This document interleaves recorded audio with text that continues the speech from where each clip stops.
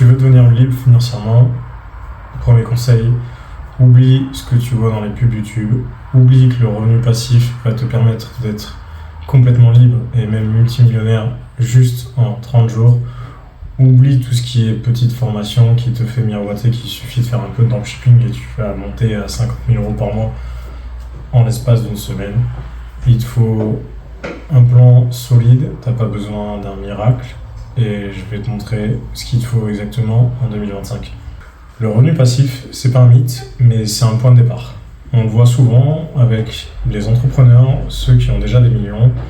Ce qu'ils font, c'est qu'ils ont une partie de leur capital qu'ils viennent faire travailler, que ce soit sur du trading, que ce soit sur des actions, que ce soit sur la bourse, ou même d'autres entreprises sur lesquelles ils investissent pour que leur argent travaille. Le point qui est hyper important là-dessus, c'est que le revenu passif, c'est génial. Forcément, tout le monde en profite un peu pour dire que c'est une recette miracle et que cela va te permettre d'être complètement libre financièrement. Sauf que c'est un point de départ à partir du moment où tu as un capital important. Partir de zéro, c'est quasi impossible de faire du revenu passif en l'espace en plus d'une durée courte. Là, le but, c'est au contraire de se concentrer à créer un capital pour ensuite venir investir et avoir des multiples sources de revenus et évidemment se servir du revenu passif à ce moment-là. Mais il faut arrêter les promesses, arrêter de vouloir encaisser sans rien construire. Et le but, c'est que je te montre comment on peut bâtir quelque chose de réel et d'accessible à tous, sans évidemment faire miroiter ce truc-là où tu vas devenir multimillionnaire en l'espace de 3 jours. D'abord, il faut créer du capital. Le capital réel. Moi, par exemple, ce que j'ai fait et ce que je suis en train de faire, c'est que je l'ai fait avec l'immobilier. Acheter une première maison, être en résidence principale, il faut le savoir, c'est tout simple. Résidence principale aujourd'hui en France, c'est 6 mois où tu habites dedans, que tu y sois ou non physiquement, mais au moins avec des factures, etc. Pour que tu ne sois pas imposé derrière. À la revente, si tu arrives à faire une plus-value, cela te permet de te construire un capital que tu peux ensuite venir diversifier, soit pour racheter encore l'immobilier, soit pour créer ta société. Mais le but, c'est qu'ici, tu poses une pierre, tu poses quelque chose de réel qui te permet ensuite de venir diversifier avec le capital que tu as généré. L'étape suivante, c'est celle-ci. Une fois que tu as débloqué du capital, que tu as réussi, on va dire, à rajouter une pierre à l'édifice, c'est de venir développer un business dans un domaine qui impacte les gens. Aujourd'hui, par exemple, on parle de l'intelligence artificielle. On n'est qu'au début de ce nouveau domaine et ça va logiquement venir se développer encore plus et permettre à beaucoup de personnes de s'enrichir grâce à cette IA, à ces différentes IA d'ailleurs, parce qu'il y en aura énormément. C'est ça qu'il faut arriver à voir, c'est-à-dire qu'à partir du moment où on crée un capital, où on génère des revenus qui nous permettent d'avoir une certaine épargne, qui nous permettent d'investir, naturellement, on va pouvoir produire quelque chose. Et c'est en créant de la valeur, en ayant de l'impact, plus l'impact est grand évidemment, plus la valeur sera importante et plus vous gagnerez de l'argent de ce côté-là, plus ce sera intéressant au final d'arriver à sortir de ce système-là où il faut rester dans un cadre classique. J'ai un travail, j'ai mon CDI, j'ai mon salaire à la fin du mois, ce qui est très confortable et ce qui est très louable pour tout type de personne qui veut rester dans ce système-là. Mais aujourd'hui, et logiquement, si vous regardez ma chaîne, c'est que vous avez plutôt envie de sortir de ça et de créer quelque chose, de vivre mieux que votre situation actuelle. Et c'est par ce biais-là, par la création de business, par la création de société, par la création de tout court. À partir du moment où vous décidez de faire quelque chose, de créer quelque chose, que ce soit même un bouquin, que ce soit de l'art, ça reste des business que vous pouvez vendre directement et récupérer en fait vos revenus là-dessus et devenir plus libre chaque jour.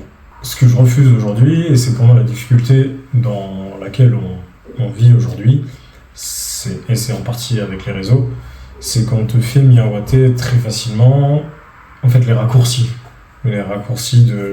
tu regardes sur, je sais pas, mais ça m'est déjà arrivé de toute façon, sur le trading, que ce soit sur TikTok, que ce soit sur Insta, on a beaucoup de mecs, d'influenceurs, de pseudo-influenceurs d'ailleurs, qui agissent avec Instagram ou Telegram et qui te disent en gros déposer 500 ou 1000 euros. Je l'ai déjà fait, ça m'est déjà arrivé d'ailleurs une fois.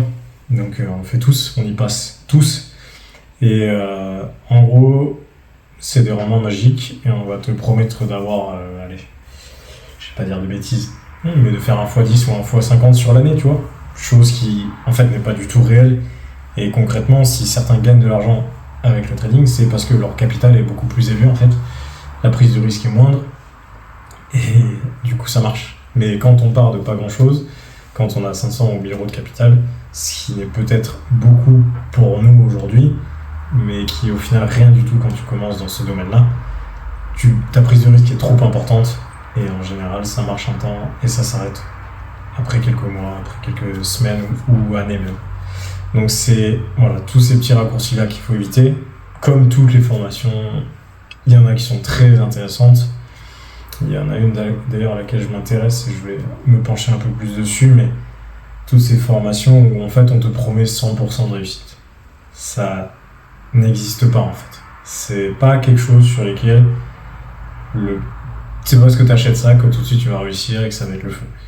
Il y en a chez qui ça marche, il y en a qui sont engagés pleinement là-dedans, et oui, ça peut être intéressant, mais il faut bien choisir le domaine, il faut bien choisir les formateurs, et il faut vérifier que ce soit réellement quelqu'un derrière qui a un projet qui veut te faire évoluer.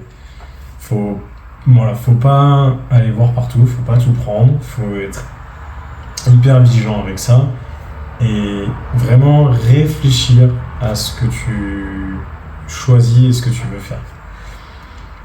Le plus important dans tout ça, c'est ton objectif. C'est l'objectif qu'on se met nous-mêmes, où on veut aller, c'est notre direction et c'est ce qui va nous permettre d'avancer. Si aujourd'hui tu ne sais pas où tu veux aller, il n'y a pas de mal, déjà, faut pas croire que si on ne sait pas, c'est la fin du monde. Non, on ne démarre pas tous en disant c'est ça que je veux faire, c'est sûr. Il y a des moments où on ne sait pas. La preuve, ça m'est venu il n'y a pas longtemps.